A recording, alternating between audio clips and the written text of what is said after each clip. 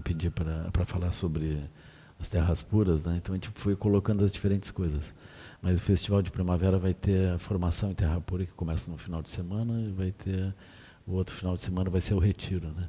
E durante a semana a gente vai ter coisas conduzidas, assim, né? A gente não está com um programa completamente definido, mas eu acredito que a gente vai incluir opções tipo ir até o Jatavana ou até o Bacupari, conhecer esses outros locais, assim, né? E também percorrer a área, conhecer as plantas que estão aqui, ver os programas e olhar a escola e ter vários elementos, né? Se vocês quiserem olhar a escola, ela está num momento bem interessante. A Madana, elas estão trabalhando assim, porque amanhã começa, né? Está ficando super bonita, né? A escola fez uma reforma, assim, então ampliou, botou vários telhados transparentes em volta, né? Porque a gente está criando uma sala a mais para o jardim. Mas aí já foi feito sala de professores, depósito, um banheiro a mais, aquilo foi organizado, assim. A gente também melhorou a iluminação por dentro, né? Trocamos algumas aberturas, assim, piso, portas internas, então melhorou, assim, bastante, né? Se vocês quiserem visitar a área, né? Quem vem de longe, talvez já tenham passado pela escola, que é um bom momento, assim, né? Então eu acho os festivais de primavera, verão, outono e inverno, eu imaginei que teriam 4 assim por ano, né? Ainda assim, como tudo está sempre girando, né? Talvez no ano que vem o festival de inverno, não sei, né? Eu talvez não esteja por aqui. Eu acho que eu vou estar em Alto Paraíso. É por nada, né? Mas é que assim, né? Eu queria convidar vocês para ir lá. A gente pode fazer também alguns passeios até as cachoeiras, andar de bicicleta lá. Assim. Eu acho assim interessante Alto Paraíso porque é mais no centro do país, né? Aí todas essas atividades eu faço aqui, né? Um canto, né? É um extremo sul do país, né? Eu acredito que lá, assim, é quase um respeito pela sanga, né? Porque a sanga ela está espalhada pelo país inteiro, né? Então, se a gente fica num lugar mais central, é melhor, assim, eu acho. Pelo menos de vez em quando, né? Aí o retiro de verão, eu acho que esse ano a gente vai ter um retiro aqui, um retiro lá, né? Mas eu acho que eu já vou começar com um retiro lá. Eu não sei ainda o conteúdo, não sei se uma opção é fazer um retiro fechado para meditação mesmo, né? A outra possibilidade é fazer um retiro de instrução. Fica um pouco dividido. Eu vou consultar a Sangha ainda sobre isso, para ver o que eles acham, né? Porque se fizer um retiro de instrução, eu nunca dei um retiro longo de instrução mais para o norte, né? Cadê, né? Pode ser que haja essa demanda, esse interesse, não sei, né? Eu acho que mesmo o pessoal do Nordeste, assim, que é um pouco longe de Brasília ainda, mas tem voo sem escala, né? Tem voo direto para Brasília dos vários lugares. Então, se a gente compra as passagens com tempo, as passagens são razoáveis, assim, preço bem razoável. O Pele volta e meia compra para Brasília, assim, né? Tipo R$ 400, R$ 500. Mas se a gente vai comprar em cima é 2.000, 3.000. É caríssimo, né? Então eu imaginei, assim, de fazer esse movimento, né? Mas eu acho que os festivais são interessantes para a gente. Por exemplo, a expressão da sanga não é apenas a meditação, é a ação em meio ao mundo, né? Eu acho interessante que a gente vá observando como que isso se dá, né? E a meditação super importante, a não meditação super importante, tudo super importante. Agora, quando tu entra no mundo, como é que tu faz? É necessário a gente reforçar as redes também, de tal maneira que a gente estabelece um veículo melhor para a gente viver, para poder acolher os outros, né? Para aquilo andar direito. Senão a gente vira um barco OVNI, assim, alguma coisa separada. A gente precisa ter uma capilaridade, uma capacidade de conectar, e quando as outras pessoas aspiram a transformar suas vidas, a gente tem que ter descoberto o jeito para poder ajudar o outro onde está, também construir as realidades, né? Então esse é um ponto interessante, né? Porque, por exemplo, nós podemos construir realidades. É isso. A gente pode construir realidades, pessoal. Então isso é super interessante, né? Assim, eu estava conversando com o pessoal da Mandala de Esportes também, né? Eles olhando como isso aqui avança ou não avança, né? Eu acho mais fácil a gente avançar, por exemplo, ensinando a jogar futebol, que é super rápido, né? Todo mundo chuta a bola, né? Do que meditar. Então meditar é uma coisa quase impossível, mas não é que o SEB surge a partir da meditação, né? É uma missão quase impossível, assim. Mas, ou seja, tu combate o samsara, né? Então eu vejo assim, é super importante a gente entrar nas outras atividades também, né? Entrar tomando a natureza primordial, né? Os referenciais não elaborados como a base. Aí você tem um conjunto de referenciais específicos daquelas bolhas, e tu é capaz de trabalhar daquele modo sem perder a base não contaminada, né? Esse é um exercício, é meditação, pessoal. Tu está no meio daquilo, é assim, né? Os tibetanos, eles têm esse exercício, assim. Como, por exemplo, se vocês vão olhar as danças, né? As danças, que eles chamam danças dos lamas, né? Eles se vestem de uma certa forma, têm os implementos, eles estão fazendo isso. Eles estão se movimentando dentro do samsara, mas enquanto eles se movimentam, eles estão na base não contaminada, né? Eles se movimentam a partir de uma base contaminada, mas desde uma clareza da base não contaminada. Então, o sentido, por exemplo, das dakinis, elas são representadas como manifestações, como lá em cima eu pedi para te desenhar as dakinis também. Então, vocês vão ver, elas voam no espaço. Isso, o que significa? Isso significa aqueles que se movem desde a base não contaminada. Mas eles se movem nos espaços contaminados desde a base não contaminada, né? Isso é especial, assim, né? Aí tem imagens que vão surgindo. Infelizmente, eu acho que não tenho aqui para mostrar. Imagens mais recentes, né? Outro dia eu recebi uma imagem super bonita, assim, daqueles voando, né? Então, isso toca a imaginação das pessoas também. Mas isso, além de ser plasticamente interessante, né? A questão é esse aspecto. Nós somos desafiados a nos manifestar assim, né? Como que a gente consegue se manifestar no mundo condicionado desde uma base não condicionada? Esses são os bodhisattvas. Isso é uma coisa extraordinária, maravilhosa. Aí nós vamos entender, assim, por exemplo, que existe um caminho espiritual, existem muitos caminhos espirituais que operam dentro da perspectiva de a gente abandonar a base contaminada, mas nós ficamos sem capacidade de andar no mundo condicionado. Fica sem capacidade. Agora, existe esse processo que é gerar a operação a partir da base não contaminada, operando dentro da base contaminada, e não só individualmente, mas criar a rede, né? Isso é a sangha. A sangha é essa rede, né? Assim, aquilo é manifestação. Isso é alguma coisa, pessoal. Estavam, né? Arraso. Né? Eu achei também. Assim. Então, era isso, pessoal. Como? Esse é o ponto. Esse é o ponto, né? Essa é a rede. Aí se tu olhar assim com um pouco de cuidado, tu olha, por exemplo, o tecido social como ele se estabelece. Ele está sem a base não conceitual, a base não contaminada. Ele não tem também uma única base contaminada. Ele está todo fragmentado. A base contaminada está toda fragmentada e contraditória. Aí o mundo se choca, os pedaços se chocam uns com os outros, né? Quando eles se chocam, nós somos atingidos nós manifestamos Sokyung. Por exemplo, o que significa nós somos, como ele estava falando lá, né? Aí nós estamos no meio do mundo, mas alguma coisa nos atinge vitalmente. Não somos obrigados a parar tudo e resolver aquilo. Isso é Sokyung, né? Então existe um número muito grande de pessoas hoje afetadas por essa condição. Por quê? Porque o mundo dela simplesmente começa a dernar e a pessoa é obrigada a salvar aquilo. Tem uma emergência, a pessoa é obrigada a salvar aquilo. Então ela para tudo e salva.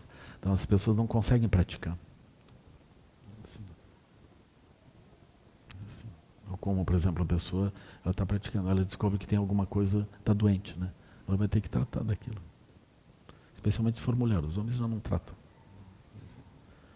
Eles vão até o final e morrem. Assim. Mas tem esse ponto, né? Aí, aquilo nos afeta centralmente. Aí nós somos obrigados a parar, né? Então, super importante a gente aproveitar um tempo bom para não parar a nossa prática e seguir avançando, assim, né? Porque a gente tem essa aflição. Mas, por exemplo, se a gente consegue criar um tecido, o tecido é a base do nosso funcionamento no mundo. Nós estamos num período tão obscuro que a base do funcionamento do mundo parece que é o paradigma econômico, né? Mas ele não é. Porque vocês observam assim, quando o paradigma econômico afunda, a rede sustenta as pessoas. A rede é o que sempre existiu, pessoal. Só que a nossa rede vai ficando cada vez mais estreita, né? Cada vez, como o Lutz dizia, né? Ele usava essa imagem para a natureza, né? Ele dizia, é como uma teia de aranha. Ela tem muitos pontos de contato. Se tu cortar alguns, não tem problema. Então a gente pode ir simplificando, vai cortando, cortando, cortando. Mas tem um momento que tu corta alguma rede e entra em colapso. Então as nossas redes, elas estão muito próximas de colapso, né? Elas estão muito frágeis. Então nós vamos vivendo, é como se, vamos dizer, o processo econômico, ele nos ajuda a focar a mente e ir só num lugar. Quando a gente faz isso, nós vamos cortando os vínculos e a rede. Nós vamos enfraquecendo, na verdade. Aí quando a pessoa tem um percalço econômico, ela olha em volta e diz, ops, onde é que estão meus irmãos, onde é que está minha mãe, onde é que estão meus amigos, onde é que estão... Eu cortei eles para poder seguir naquilo. Agora, nesse momento, onde é que eles estão? Aí a pessoa descobre que a base econômica ela não oferece uma sustentação, a rede é o que oferece. Agora, melhor uma rede lúcida. A rede lúcida é a sanga. Só que é importante entender que a sanga não é uma rede sectária. No sentido assim, bom, a rede da sanga é uma rede que tem um nome. Ela não tem nome. É uma rede.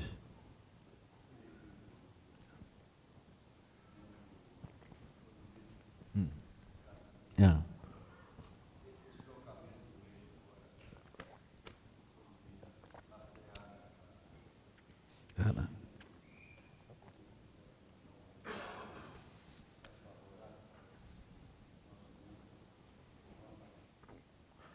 A gente tem uma perspectiva muito ocidental, né? Naturalmente, nós estamos no Ocidente, né? Mas é interessante comparar a história do Ocidente com a história do Oriente, né? O Oriente é muito mais antigo, né? Quando eu digo muito mais antigo, não é o homem, é a civilização, né? Então aquilo é incomparável, né? Incomparável. Por exemplo, no Ocidente, a gente vai olhar assim, o que é muito antigo é a civilização, a gente vai lembrar assim, Abraão, né? Abraão. Aí nós temos 5.000 anos de Torá, vamos supor. Isso é muito, né? Mas, por exemplo, as histórias do Bon, o Bon foi fundado por Taperitsa, né? E foi sustentado por Sherava Miwo, foi ele que propagou. Então, Taperitsa é um Buda que tem, eles dizem que são 15 volumes da história dele, escritos. Só que ele viveu 17.000 anos atrás. Aí nem sei o que é 17.000 anos, né? Idade da pedra, idade do bronze, não sei bem o que é. Entende? Mas naquele tempo tinha sofisticação sobre isso que nós estamos falando aqui. Agora, quando eu olho uma coisa antiga na cultura ocidental, eu olho, por exemplo, não tem comparação. Se tu olhar a civilização europeia, comparar com os judeus, não tem comparação. Por quê? Porque eles também vêm do Oriente. Eles também são um povo antigo, né?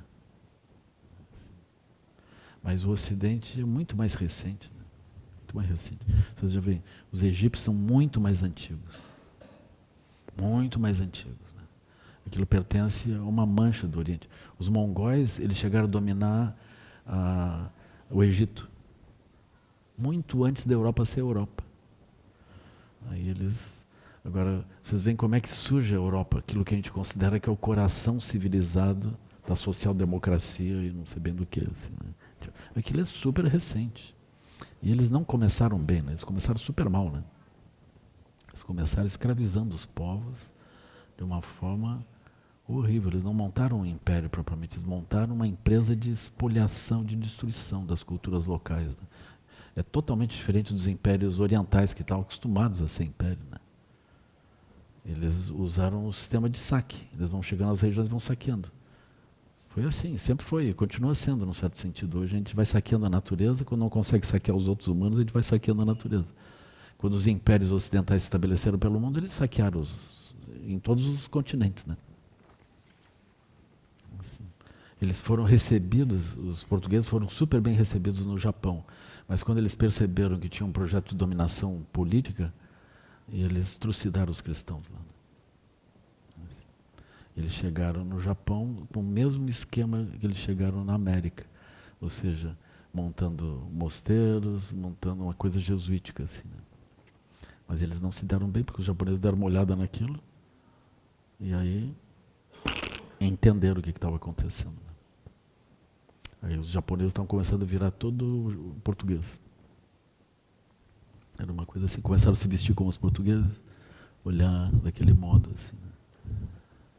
É uma coisa bem interessante. Tem um livro chamado Silêncio, né, que narra essa parte. Depois tem um filme sobre isso também.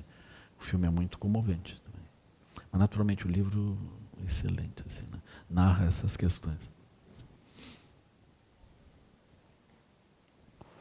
Então aquele é um império muito mais antigo, né, uma visão muito mais antiga. O que trouxe o predomínio do pensamento, como nós estamos vendo agora, foi o desenvolvimento da associação da tecnologia e da ciência com as armas. Então eles tiveram que abrir para uma civilização que tinha as armas que podiam simplesmente destruí-los. Né? Foi isso. Aí vocês vão ver os japoneses sendo obrigados a abrir o comércio. Eles não queriam. Aí tem uma canhoneira inglesa na Baía de Tóquio. Eles vão bombardear a cidade. É um mecanismo assim, né? E também os chineses foram dominados e trucidados e drogados com ópio, dominados por um tempo que parecia impossível, porque eles afetaram a alma chinesa. Né? Por exemplo, o Mao Tse-tung, quando se levantou na Revolução, ele encontrava os drogados em ópio, ele matava. Ele ia matando todo mundo. Porque aquilo enfraquecia completamente. Mesmo que eles fossem soldados do exército comunista, eles encontravam com ópio, eles matavam. Uma radicalidade, assim. Ele extirpou aquilo desse modo. Mas aquilo minava totalmente a alma chinesa. Né? Assim, é um aprendizado super difícil tu encontrar, por exemplo, uma sociedade, as sociedades... os impérios, as sociedades orientais, elas estão todas baseadas no paquá, no equilíbrio, na harmonia. É um outro tipo de civilização. A nossa civilização é uma civilização viking, né? Tu chega lá, saqueia lá, bota tudo no navio e vai embora. Os vikings não faziam diferente chegando na América. Eles não fariam diferente. Eles iam assaltar do mesmo modo, como sempre fizeram na Inglaterra, fizeram por todo lado, né? Fizeram em Paris, fizeram por todo lado. Assim, né? Aí o mecanismo dos povos que estavam estabelecidos sempre foi esse: estabelecer alianças, casar eles com as princesas e fazer os casamentos cruzados, fazer as alianças, assim que eles pacificaram os vikings na França. Então os vikings terminaram virando, deram a Normandia para eles e pediram que eles cuidassem para os outros vikings não virem. Então eles se tornaram guardiões. Então estabeleceram isso assim, né? Mas eles foram a Paris. Mas eles entraram pelo Mar Vermelho e entraram no Mar Báltico e foram chegaram na Rússia, pelo Mar Báltico, assim, fizeram a volta, né? Aquilo não foi fácil. Super difícil. Sempre saqueando, estabelecendo, saqueando. Né? Essa cultura, ela termina dando origem a... Vocês olham o próprio Pedro Álvares Cabral, né? Ele se deu super mal, porque ele veio no Brasil, depois resolveu usar esse tipo de política na Índia, ele foi atacado, eles destruíram tudo, destruíram a frota portuguesa, porque eles não chegavam dentro de uma perspectiva amistosa, eles chegavam dentro de uma perspectiva de dominação, né? Os portugueses saíram super mal. Isso, assim. Ainda assim, vocês pensem, o Papa dividiu o mundo em duas metades, uma para a Espanha e uma para Portugal. Mas o Papa não tinha esse poder, porque na época tinha uma grande mancha que era o Império Islâmico. E a gente nem se dá conta disso. Onde é que está o Império Islâmico? Entre os grandes impérios, como o próprio Império do Alexandre, né, que foi até a Índia, o Império Islâmico também foi até a Índia. Ele vem como uma decorrência do Império Mongol. O Império Mongol se espalha e aí o imperador mongol que chega em Bagdá proclama em Bagdá um reino budista. Vocês acreditam? Mas aí o tempo passa e eles olham que a maior parte do povo era islâmico. Eles dizem, isso para nós não tem nenhum problema, a gente manter a nossa crença budista e trocar a linguagem por Islã. E assim mudou. Assim, a linguagem do Império Mongol termina virando a linguagem do Império, a linguagem islâmica. E a linguagem islâmica dá origem depois ao Império Otomano, que, por sua vez, derruba Bizâncio, né? Que é a parte, vamos dizer, o resto do Império Romano. Ele avança em Constantinopla, aquele é o fim, né? Aí ele atravessa o Estreito de Bósforo para o outro lado, né? Que seria a Europa, e invade a Europa, invade a Polônia, a Hungria, vai invadindo aquilo tudo assim.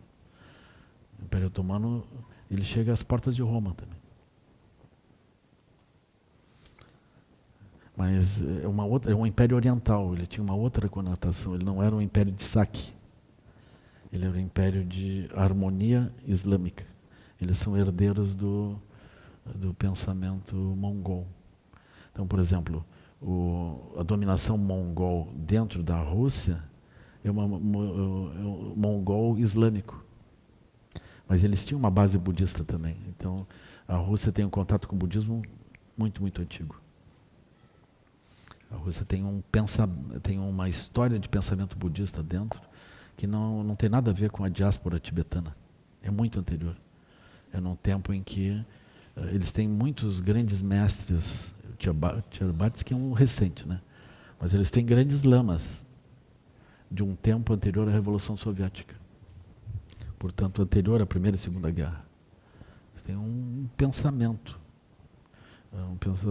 Aquilo, o budismo se espalhou pela Mongólia, pela Rússia também.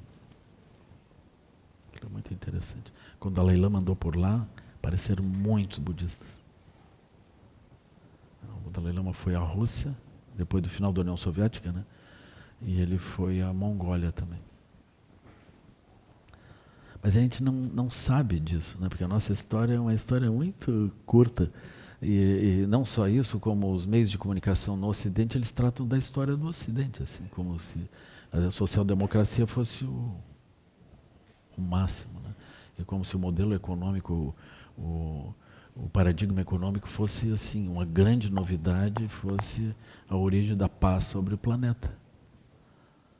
E fora disso não tem alternativa, não tem solução. Não é? É interessante. Mas quando a gente olha isso, são bolhas de realidade, né, que se derramam umas sobre as outras. Mas eu acho interessante estudar essas coisas para a gente também não ficar aprisionado numa visão muito parcial, assim, né? Ou seja, o ser humano ele foi capaz de fazer coisas diferentes, né? Eu acho interessante pensar que o Bon Itapirita ele surgiu 17 mil anos atrás. Eu acho interessante pensar nisso, né? Eu acho interessante pensar os detalhes assim da tradição védica, né? Muito antigo. Eles também têm lá 5 mil anos fácil, né? Ele é muito antigo, né? Então é interessante ver como os seres humanos, eles, 17 mil anos atrás, eles usavam o quê, né? Eles tinham agricultura, provavelmente, mas não muito mais tecnologia do que isso, né? E eles tinham uma sofisticação de pensamento.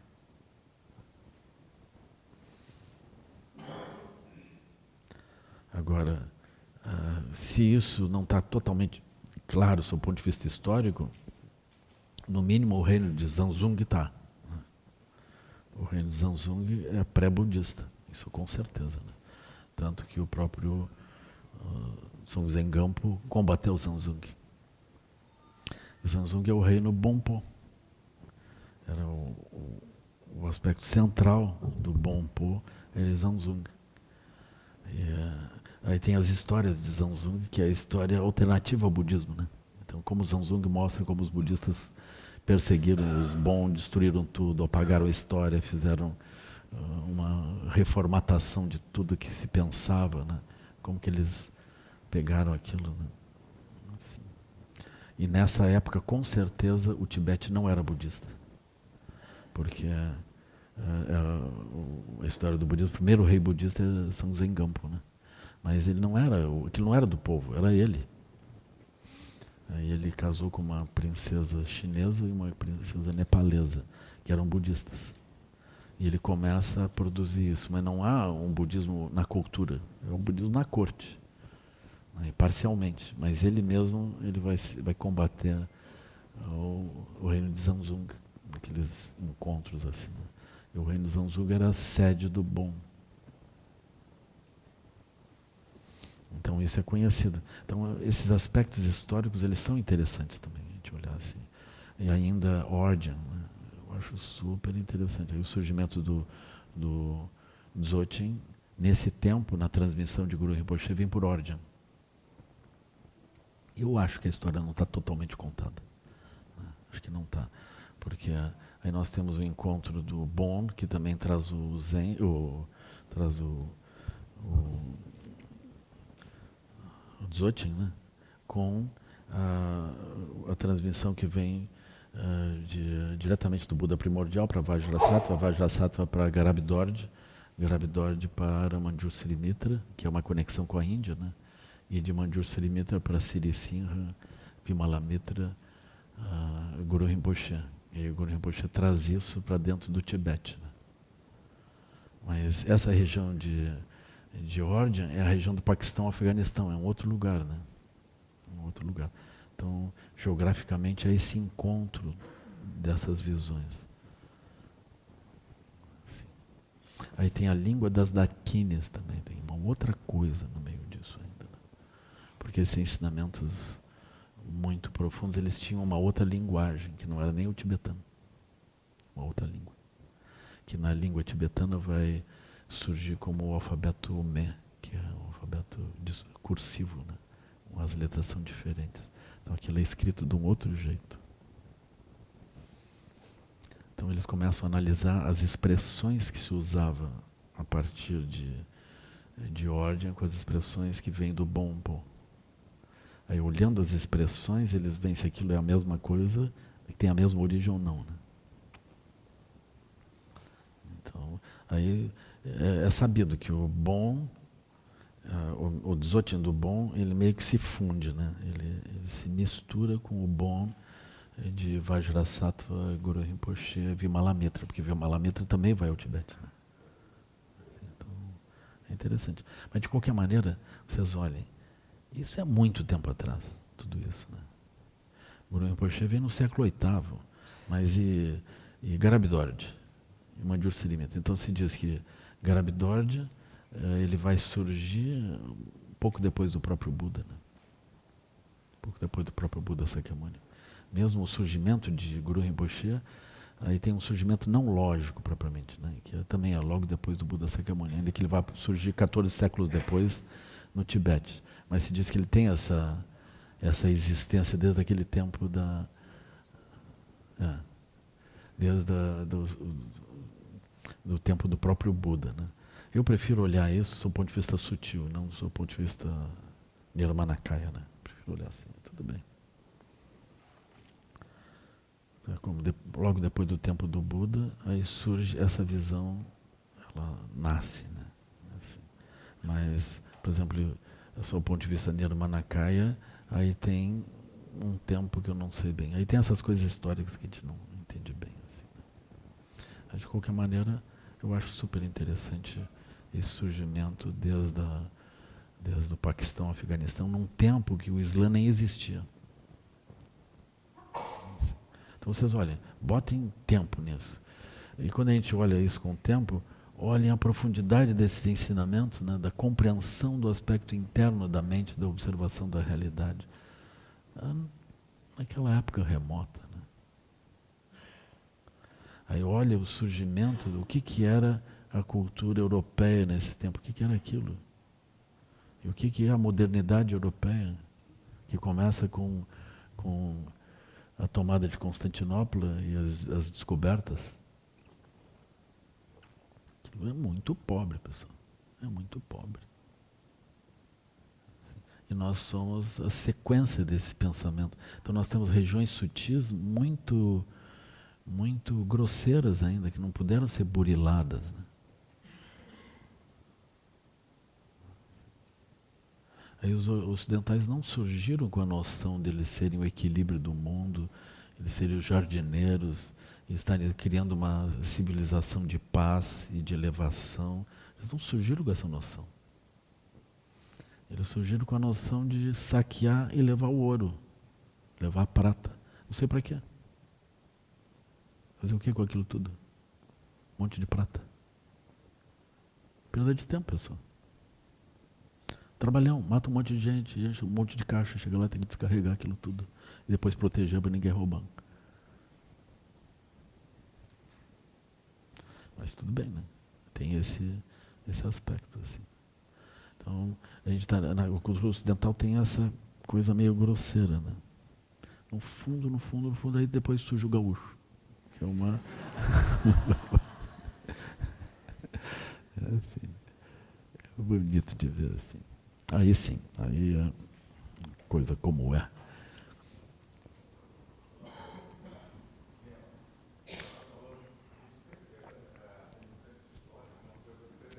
É. É. É. É. É. É.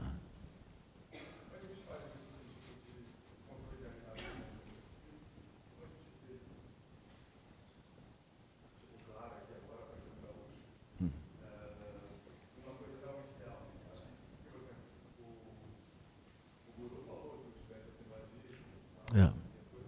É.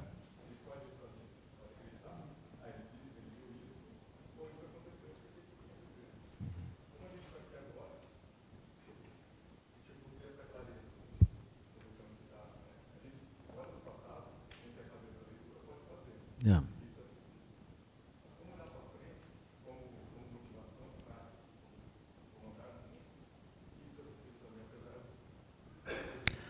O raciocínio é sempre o raciocínio da roda, né? Por exemplo, quando está muito bom, surge algum tipo de flutuação daquela circunstância e a pessoa imagina que uma outra coisa pode ser interessante, né? Como uma criança mimada, né? Então, por exemplo, se os pais cuidam muito da criança, a criança está numa condição muito alta. Difícil se manter ali. Coisa mais difícil, assim. Eu já vi essa circunstância, né? Por exemplo, os pais ganharam muito dinheiro, montaram um império financeiro, uma coisa grande. Meu filho, agora eu passo isso para você, você siga e seja feliz e conquiste mais não sei quanto. Os filhos dão uma olhada naquilo, pá, meu pai trabalhou um bocado, eu não quero me envolver nisso. Se eu usar 1% do que ele ganhou, eu vou para o Ceará e tomo sol e tomo água de coco, eu fora dessa complicação. Isso é o karma dele, deixa ele, né, deixa isso morrer junto com ele, eu fora. Então é natural, e aquilo ele não gera méritos, ele vai viver dos méritos gerados, né? Ele afunda assim. Agora quando ele está lá embaixo, aí surge, ele sempre se diz assim, parece que quando tem uma, é a terceira geração que retoma, né? Não é o neto, é o filho do neto. Aí a geração seguinte dos filhos dele é problema, os netos dele têm problema, mas a geração adiante lembra, não, nosso bisavô, ele fez isso, fez aquilo, agora nós estamos nessa desgraça aqui, mas nós podemos. Aí, de repente, daquela força de alguma coisa ampla e de uma dor, começa um movimento, e aí ele sobe, sobe, sobe. Aí estão lá em cima, e aí, meu filho, olha, é assim, agora você herda isso. Aí ele, tá, tudo bem, eu vou para Salvador, eu vou para Fortaleza, eu vou para Bariloche. E aí, aquilo tudo afunda de novo. Não tem muito jeito. Por exemplo, um grande imperador tipo Gengis Khan, aí ele tem os filhos, deles os netos, todo mundo se fragmenta o império, aí eles começam a lutar uns contra os outros o tempo todo. É natural isso. Então o Guru Rinpoche olha aquilo, ele está vendo um apogeu, o templo, mas ele vê inevitavelmente isso. Ele vê, não no tempo, ele vê na natural mudança. Né? Eu acho que agora a gente pode ver um tempo bom para frente. Assim, eu vejo um tempo bom. Espero não estar enganado, mas tudo bem, né? Tanto faz, né? Mas é mais ou menos assim, né? A visão do Temer, assim, né? Eu acho ótimo, assim. Ou seja, aquilo vai afundando, afundando, afundando, e ele já sabe que tem um momento que nós vamos crescer 1,2. 1,2 em relação à desgraça do ano anterior, entende? Aí tem uma hora que... Assim, mas aí quando vê aquilo, tem uma desgraça grande, né? Então aqui também, nós estamos num ponto, eu acho que de desarticulação. Essa desarticulação produz uma possibilidade de a gente fazer uma outra coisa diferente. Então, nesse tempo, eu acho que nós vamos nos organizar, vamos fazer uma coisa diferente. Vamos. Eu acho.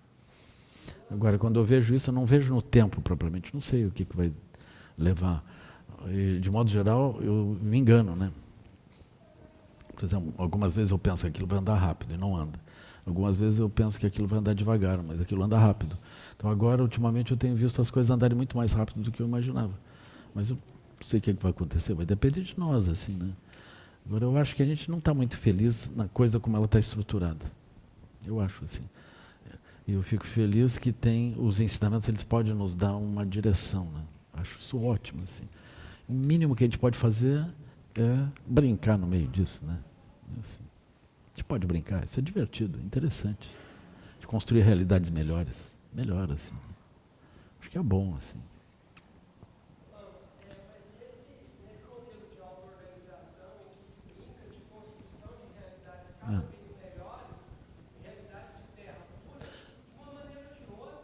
Minecraft.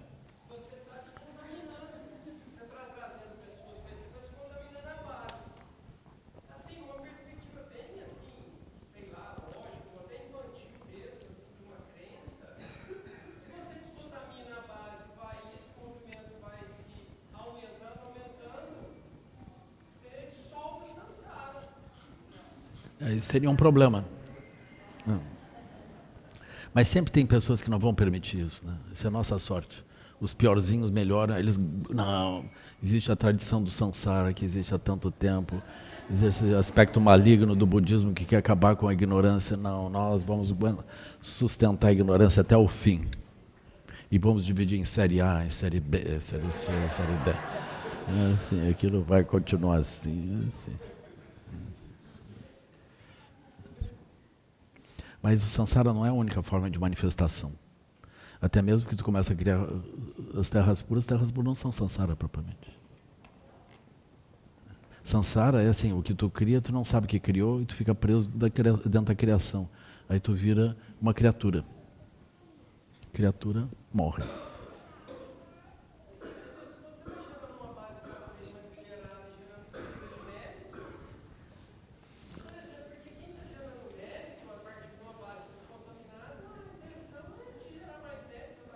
Yeah.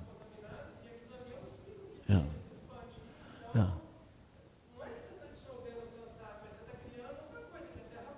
Yeah.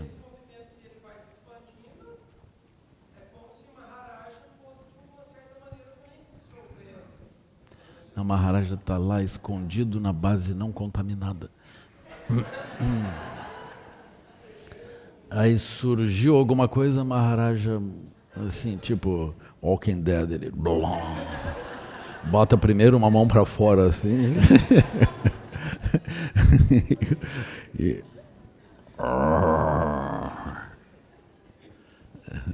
pode ter certeza. Por quê? Porque surgindo a criação, surge o sofrimento. O sofrimento já é o próprio Maharaja. Aí quando a gente começa a entender o sofrimento, aí surgiu o Buda. Aí o Buda dá uma olhada, Maharaja está ali. Aí os dois, alô, de novo.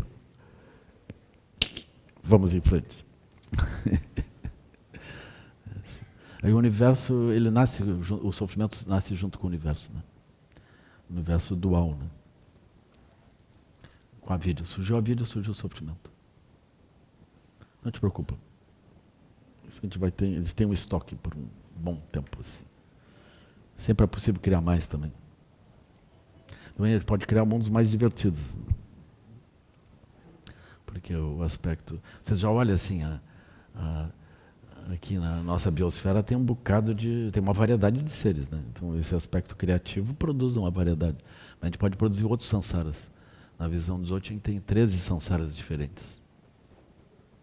Não sei o que significa 13, né? Mas tem outras opções, assim. Imagina como serão as meninas do outro sansara. Assim, a viagem para Marte não é nada, pessoal. A questão é viajar para outro sansara. Essas viagem interplanetária dentro do sansara, do mesmo sansara, isso aqui não é nada. Viagem interplanetária budista é para o outro sansara.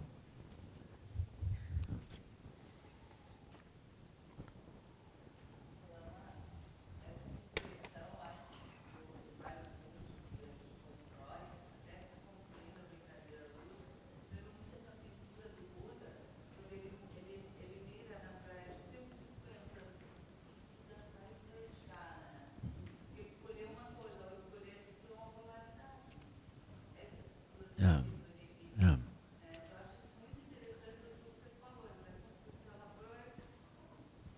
É.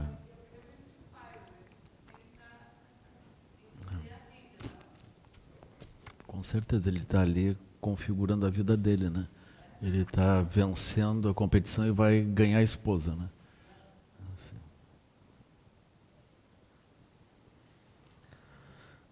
Bom, então a gente já se despediu, né? Aí que a conversa aqueceu, né? Assim.